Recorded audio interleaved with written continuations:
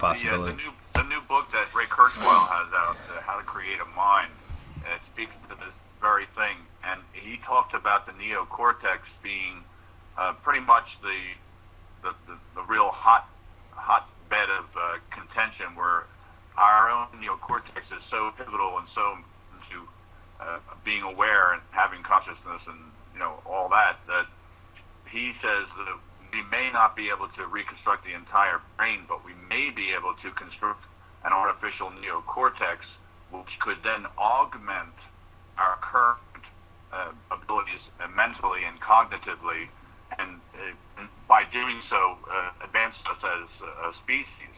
Now, it's an interesting thing to me from Ray Kurzweil, because he obviously thinks we can do the whole kit and caboodle. He thinks we can get a machine going, but to have him sort of step back a little bit in this book and say, it may just be that all we're really going to be able to do is to augment what we have, but it's still really important that we do it. It's still amazing in its premise.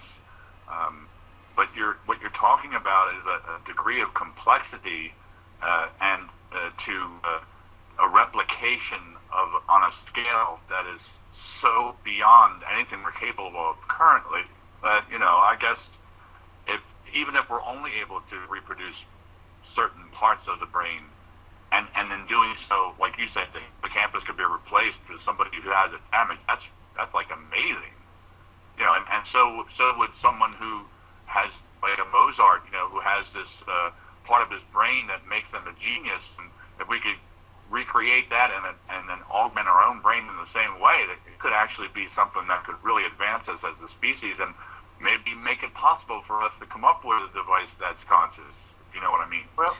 By the way, I just went to Wikipedia on your artificial hippocampus, and basically it says they've developed a working hippocampal prosthesis. I can't pronounce that right. Yeah. that has just passed the live tissue test. Oh, so it's not, they haven't. Implantation in a live rat, apparently. Okay. The monkey is planned in the near future. Okay. Right, but it still made it possible for whatever they implanted it in to do what it normally does. That's the point. Perhaps. Yeah. No, I mean, see, you're right.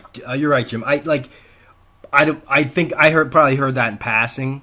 You know what I mean? And thought, it came to my mind when you were talking. But certainly, if they can replicate that in a lab, if it goes over the human hurdle, then it's something that I think that needs to be taken.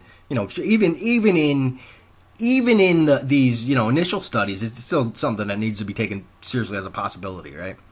But yeah, if I mischaracterized that, sorry. I mean, I was just going from memory. That's fine. Okay.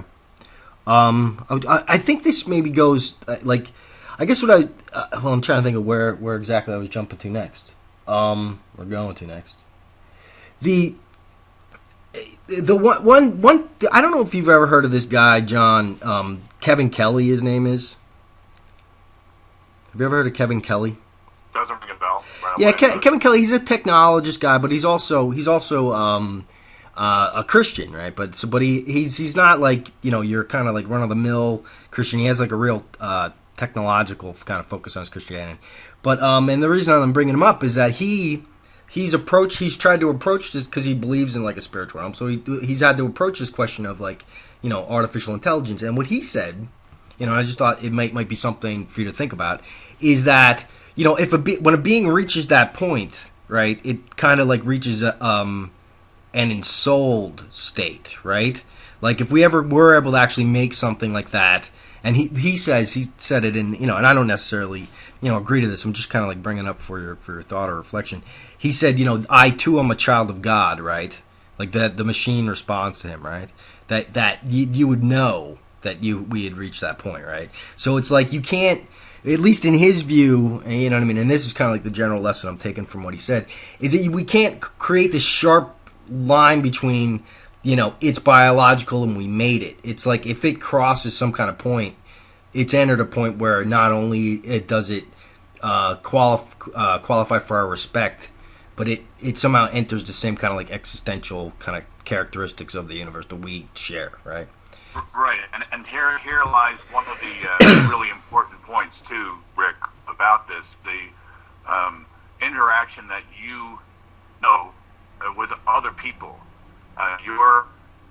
And I'm not talking about just casual, but I mean your intimate relationships with your family, your brothers, siblings, mother, father, whatever.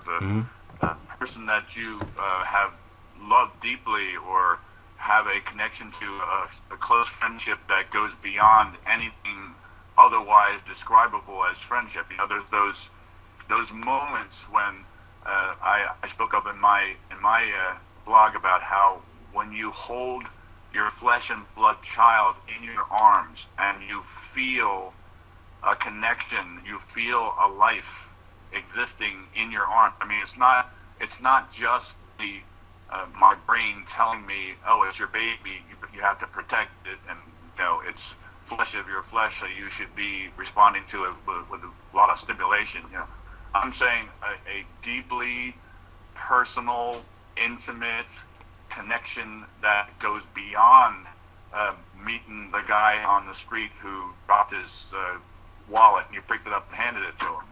You know, I don't know that guy. I don't have a connection to him in the same way I had to this flesh and blood child of mine. And yes, there's a lot of other stuff involved there. There's the emotion.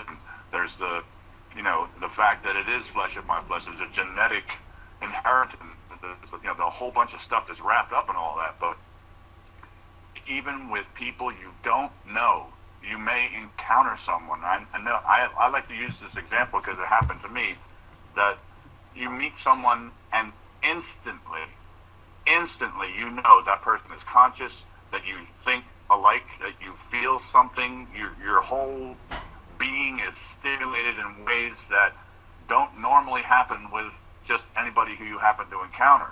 There's a very special relationship that suddenly and inexplicably and profoundly makes itself known to you.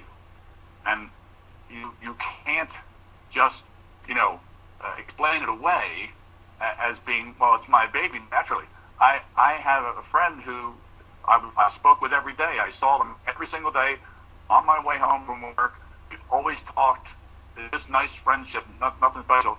This person brought in a person, his sister, who had a baby, and I just like completely and totally felt exactly the same, wanting to be and felt a connection to that child. So again, I'm only speaking from my own experience in that regard, but I think everyone has that notion. Like, and even as I'm looking at you on this little video that's sitting on my computer screen, I immediately, when I heard your voice and I saw you and you were moving around, I got an immediate sense that there was something. It was like you were there. You're really there. You know what I mean? And I'm not saying I'm not explaining myself very well, but the fact remains that you're aware of these things cognitively, but you also feel them, you see them, you know them, you experience them.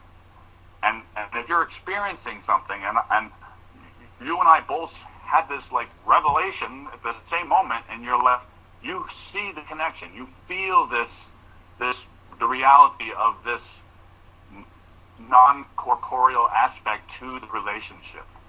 It's not just something that's a result of my brain sending a message to the amygdala and saying, John, have this great emotional uplifting experience.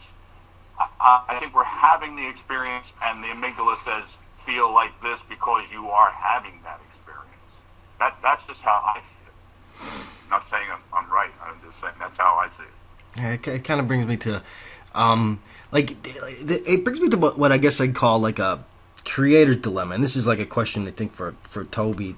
Like Toby, like, okay, you know, let's just, you know, say it's theoretically possible to build these types of conscious machines, right? Let's say it's theoretically possible.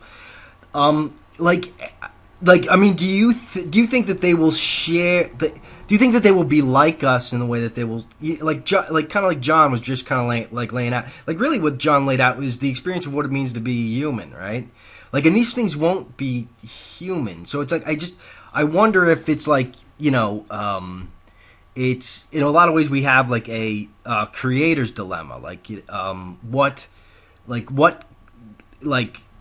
I don't know if I can really frame myself well, but when we create these conscious entities, they're not going to come into the world with the same web of relationships that human beings exist in, right? They're going to exist in a different kind of relationship to their makers, right? And the thing is that what kind of maybe like ethical concerns or philosophical concerns might that bring up? Is there something? Is there an ethical dimension to creating something that is as smart or has the same kind of experiences as a person, but yet they don't have these same web of relationships, and they are a product of a, you know what I mean, of a corporation or an engineer?